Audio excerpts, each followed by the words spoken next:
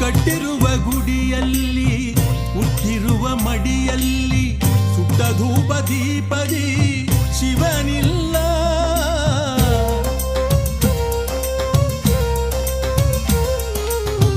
ಬಗೆ ಬಗೆ ಮಂತ್ರದಲ್ಲಿ ಯಾಗ ಯಜ್ಞಗಳಲ್ಲಿ ಜಪ ತಪ ವ್ರತದಲ್ಲಿ ಅವನಿಲ್ಲ.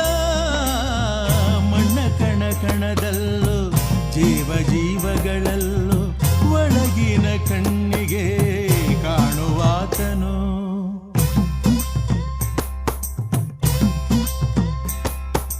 ದೇಹವೆಂದರೆ ಓ ಮನುಜ ಮೂಳೆ ಮಾಂಸಗಳ ತಡಿಕೆ ನಿಜ.